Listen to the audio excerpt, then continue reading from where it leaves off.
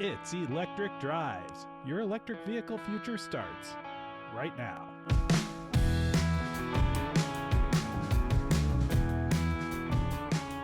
Welcome to the show. I'm Anthony Algmin, and I'm joined by my co-host, Bob Reese. We created the show to make it easier for others looking to move to electric vehicles, and that's more and more people every day. We're out there using EVs in normal commutes and road trips, and we'll share the wisdom we've gained from living our lives with electric vehicles. You can join in the conversation by sending your questions and topic ideas to questions@electricdrives.us, by joining our Facebook group, or by becoming a patron at patreon.com/electricdrives to get exclusive content and help support the show. Bob, how are you doing today? I'm doing pretty good.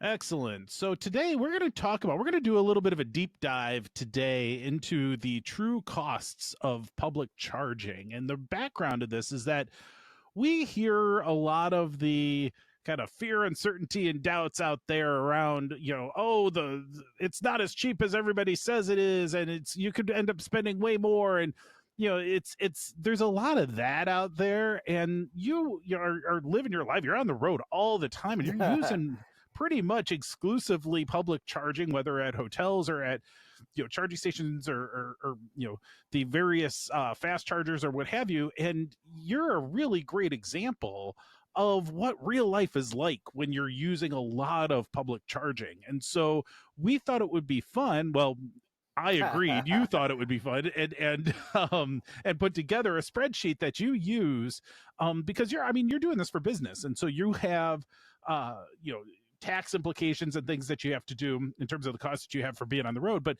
this is a great spreadsheet that kind of outlines what you've done in the last month or so at the various different charging stations and stuff that you've encountered.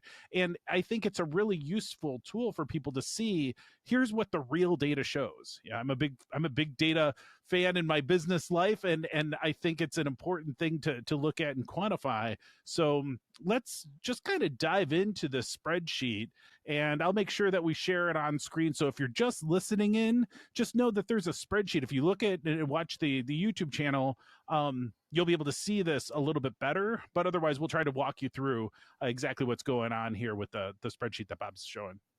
So take it away, Bob. Right. Okay. So from the auto manufacturer, I get a monthly report.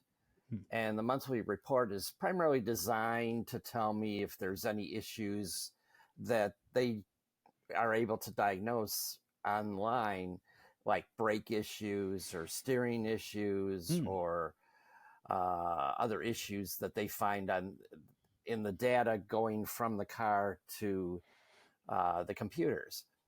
And so this was data for basically 1 month to August 22nd. So it covered 2,983 miles, which I did in that month. And during that period of time, it tells me that I'm using roughly 25 kilowatts per 100 miles. So I figured out that I used 746 kilowatts during that 2,983 miles. So then I took a step further. Now, for the government, they just care about the mileage because there's the tables that calculate, I'm not sure even what the rate is. I use a program called Mile IQ, which is a GPS-based program, and it keeps track of my mileage, and it shows exactly where I was each day, which is also kind of bizarre too, because if you're at a long stoplight or you're stuck in traffic, it's going to have multiple segments. But you can take a look and see where you were at. Or were you in Peoria? Were you downtown Chicago? Or were you in Madison, Wisconsin? It's going to keep track via GPS where you're at and use the actual GPS distance to come across where the miles are. That's really cool. It's very neat. I'm used to the old days when I'd have to do the odometer reading at the start of the day, and then I'd have to do one at the end of the day. And this way you can also break it out as to segments. Did you have personal driving segments? Did you take somebody to the hospital or to the doctor's office, which is a medical deduction that you can keep track of for mileage? So it's a neat program that I came across, and I've loved it. It's just a humongous program as far as number of data points that it creates over a year period. So I was able to figure out, using from the car manufacturer, that I want 746 kilowatts during the month up to 822, from basically 722 to 822. So over that period of time. So then I start with Electrify America. They have online, you can get the reports and see what you did.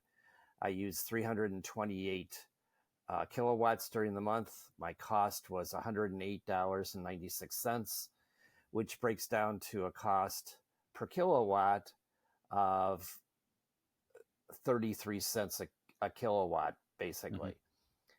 And then from that, I can figure out my cost per mile is 8.3 cents per mile, which ain't bad.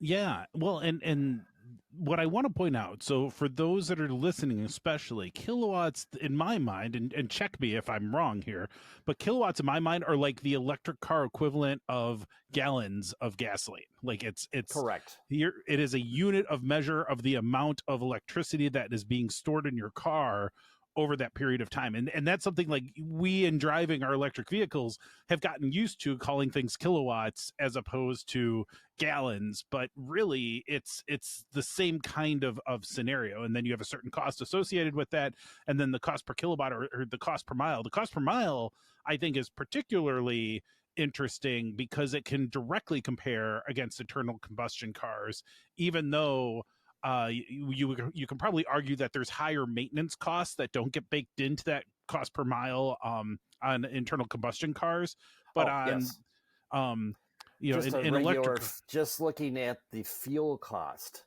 Yeah, this is pure fuel costs, which is a true like kind of apples to apples comparison if you're looking at cost per mile. But we'll look at that in a little bit, as well as you look at kind of the totals. But what we know about Electrify America is that it's probably the most prevalent DC fast charging option kind of nationwide, and they tend to have some of the highest prices as far as the fast charging goes. Is typically Electrify America is one of the higher priced in general, even though you can certainly find exceptions to that rule with some very high price chargers in different spots. But for the most part, Electrify America is a very good option, especially for road trips, because they're everywhere. Yeah, they're generally placed every 100 miles on the major interstates. Though you get to North Dakota and you get to South Dakota, you get to Wyoming, there's not too many chargers there right now. And if you go north of Madison, Wisconsin, you're not going to find too many chargers yet.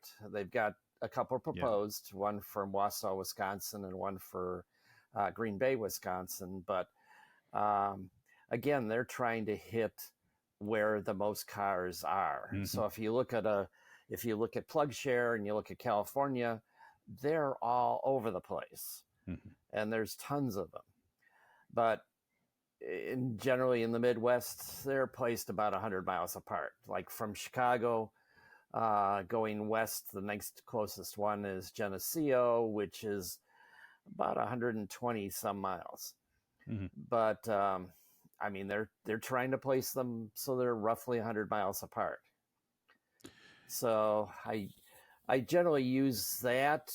Again, it depends on what the rates are too. As I've discussed before, ChargePoint in Iowa City used to have a base charge of 28 cents a kilowatt plus a fee of 25 cents per minute just to park there. Huh. And it was a lot of the area was all set at that price. So somebody figured out, hey, I'm going to make a revenue off a car just parked here. So a lot of the charge points were set up that way initially. They have hence reduced their pricing, so they're a lot more competitive. So the next group I looked at was ChargePoint, which is, again, a major nationwide chain. It's sort of like, are you going to get your gasoline from Amoco, or are you going to get it from Shell Oil, or who are you going to buy your gasoline from? So ChargePoint's another large one. I used 27 kilowatts of their juice, which cost 96 cents. How did you do that? Well, I have a customer in Iowa that the closest parking place to their front door has a ChargePoint charger. And they charge 15 cents a kilowatt. So I generally park there and use the juice, and it's close to the door, so I can carry in all my paraphernalia, and it's not too bad at all. But they also have a lot of free ones. That's true. Hy-Vee grocery stores in Iowa has a number of ChargePoint locations at the Hy-Vee grocery store, and those are all free. So that's why my cost for the 27 kilowatts is only 96 cents, which brings the cost per kilowatt down to 4 cents a kilowatt. Just ridiculously low. And then that would also bring the cost down to 0.9 of a cent per mile. Yeah, so 0.9 of a cent. Again, using, if you go to PlugShare and you start shopping around, you can set up parameters to look for the free chargers and those types of things, and really reduce your costs, especially if you're on a road trip. On a road trip, you might find Electrify America every few blocks or every 100 miles. But maybe there's a charge point in that same location. You can check the price and see if they're competitive. Like I said about Iowa City used to be extremely high as far as having surcharges. Then I have Shell Recharge. I just want to point out, before we go into the Shell Recharge, I just want to point out too, like, this is a whole area that I think non-Teslas have a real advantage, because you have PlugShare, you can find these different things, but these DC fast charging, like, that doesn't work for the Tesla. You really are, because of those CCS connectors, the Electrify Americas, a lot of the charge points, any of the level 3 charging that you're talking about here, this is for non-Teslas. And so it will be interesting, because I own a Tesla now, and I haven't taken it on a road trip, but I will. And when this goes live, it'll be the weekend following when this goes live. And so if you are interested, I'm actually thinking about recording my very first time using a Tesla supercharger to see what it's like. I'm just going to walk through it. The very first, I've never done it before, and I'm not going to watch any videos or anything. I'm going to see if I can video. I have a second phone that I'm going to record all of the stuff that I'm doing and seeing if I can't use that in a subsequent episode, because I think that that's a real consideration, because I have taken a road trip in a non-Tesla before where I've put 1,000 miles on the car over the course of a few days. This trip's going to be about the same, maybe 800 miles. I'm going to drive from Chicago to Pittsburgh and back, and it's all going to be Tesla superchargers that I use on the way. And so we're going to see what happens, and I think it'll be a fun adventure, but I am going to try to document a little bit of it while I'm on the road. So if you're watching this right after it goes live, send me any questions that you have, and I can certainly try to document it, but I'm sure there'll be more road trips to come. So But I think it'll be fun to do it the very first time. Anyway, so we've covered EA and ChargePoint. What was Show Recharge? Because this is the one that you sent me. You texted me, and I'll try to pull up the picture in this as well. But you sent me what the charger looked like. The handle looked like a gas nozzle. It was really cool. I had never seen something like that. Yeah. Yeah, it was it's a real weird location. It's near Stevens Point, Wisconsin. Stevens Point was another issue I ran into last week when I was up in that area. There used to be a charger available at a car dealership, and it was through ChargePoint. And it had a nominal rate. I think it was $1.65 an hour to use the charger for a level 2, which is extremely low rate. And for some reason, they've taken it private, and it may be because they're trying to cater to their clientele, that they might be selling electric vehicles, and they want to have their people get preferential treatment as far as using the chargers, or people that are traveling through Wisconsin and available to use that charging facility for a relatively low rate. So that one's become private. So I found this one charger at I want to call it the Renewable Energy Institute up in Wisconsin. And it's a beautiful facility. Lots of solar panels. They're doing all kinds of solar research. They've got a Tesla charger there. They've got a number of juice box level 2 chargers, and they have this lone shell recharge unit there. But they've been upping the ante as far as improving the technology that they have at this location. And this connector was a new connector since the last time I was there. And it also seems like they've upped the cable as far as it's a heavier cable now. Yeah.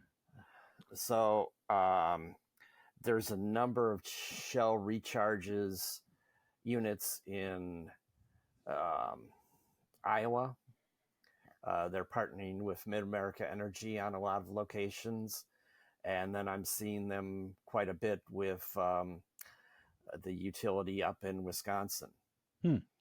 As a way of enhancing their reach.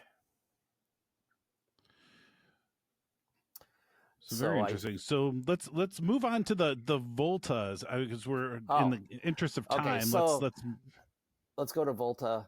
Volta, you'll see in a lot of shopping centers, basically even coast to coast. They primarily get their revenue off of the ads that they have. So you'll see a monolith of a charger, probably about 3 feet across, or maybe 4 feet across, and maybe 8 foot tall, with ads, sometimes for the local dentist or plumber or whatever, on the side of it, which pays for the unit. Yeah. And I've started to see them at grocery stores. And typically the units, for the most part, are level 2 chargers, but they've been putting out a number of fast chargers. And they'll typically have, there was a couple gas stations that had them set up as DC fast chargers, and they were giving 30 minutes of DC fast charging. And they probably looked at that model and realized that people would just camp out there and go across the street to McDonald's or something and use the free juice. So now they've changed it. So those at the gas stations are 10 minutes of charging time. And then anything over that, you pay a premium for. Well, there's a couple of grocery stores that I use So I used 94 kilowatts of energy at the grocery store. And I went over my 30-minute limit, so I got charged 54 cents. That's where that came from.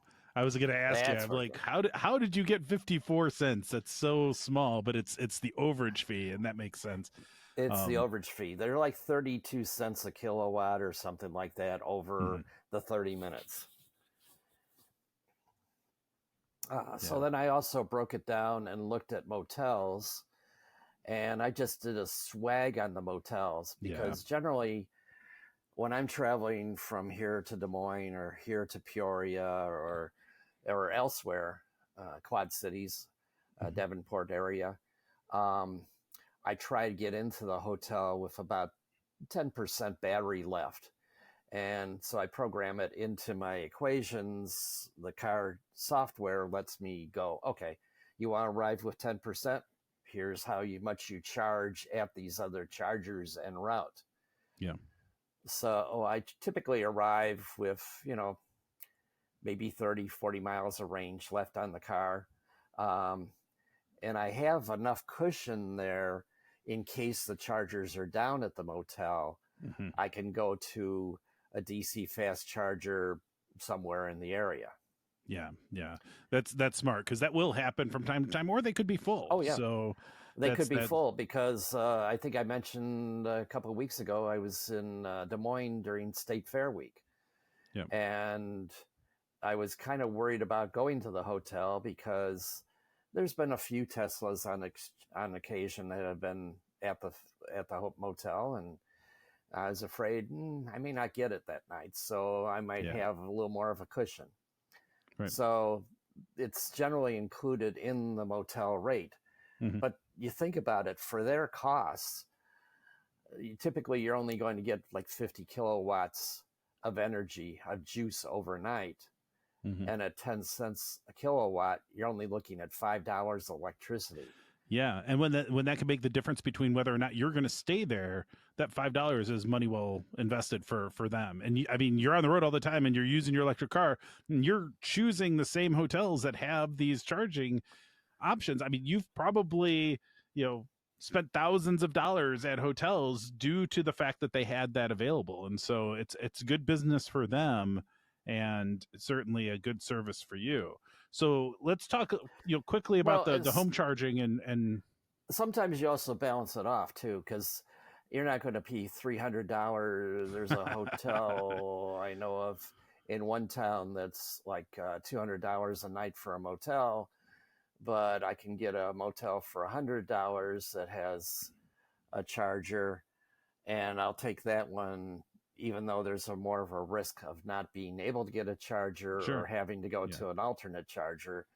But I can't see paying double just to get free charging. Yeah, there's a limit to that, because it's still only going to cost you $5 or $10 too to use that electricity. It's nice to be able to not have to wait for it, but there's a cap to that value. So talk a little bit about home, and then we'll wrap it up for this episode. Well, for home, I did it on a differential because I took what my total electric costs, how much kilowatts total electricity I used, and I subtracted out all the other known quantities, even though the motels was an estimate. And that's how I arrived at the home, which was only 56 kilowatts. Again, as I've discussed before, my wife and daughter have preferential priority on charging. My daughter, because she has a car that gets 35 miles to the gallon, and with using premium, she's going to be way over on the costs.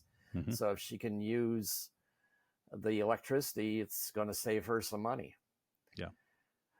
So I came up with a cost of the 56 kilowatts, and using 10 cents a kilowatt, it comes out to about 2.5 cents per mile.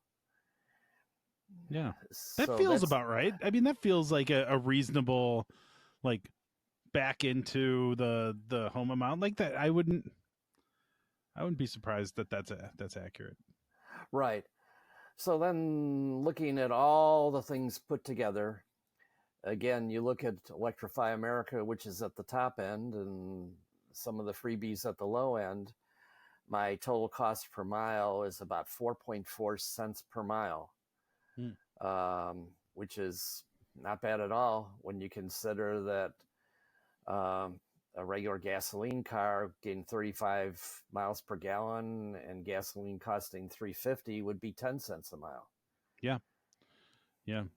Well, and that's, I mean, that's a pretty, pretty good gas mileage car, and so you could easily be much more than that. So I think, the bottom line here is that this is just an opportunity to kind of see real numbers from real world actual usage, and hopefully, the specific numbers are going to vary for everybody, but hopefully this gives you some perspective of what it's really like out there, and kind of how a month's worth of frequent use of your vehicle with a bunch of different charging options kind of all contribute together to get a cost, in this case, easily less than half of what a comparable internal combustion car would be otherwise. So Bob, thank you for sharing that with us, and hopefully people find some comfort with the numbers and what have you. And if you have any questions about what we've gone through here, or how the numbers were calculated or what have you, we'll happily answer them on a subsequent show or via email or on the various Facebook groups or what have you. So don't hesitate to ask us those questions. We were happy to explain things, and the whole goal here is to help you get more comfortable with all of this, and that takes time, and that takes interaction and questions. So definitely keep those questions coming, and we'll happily answer it. Bob, do you have anything else before we call it a day? No, this is a fun exercise. Yeah, this is a different one. I liked it. So that wraps up our show for today. Don't forget to subscribe and hit that YouTube bell icon. Send your questions and topic suggestions to questions@electricdrives.us. If you would like to get special content and help support the show, please join us on patreon.com/electric drives. Thank you for spending some time with us, and we wish you a smooth road ahead on your own electric drives. Thanks, everybody.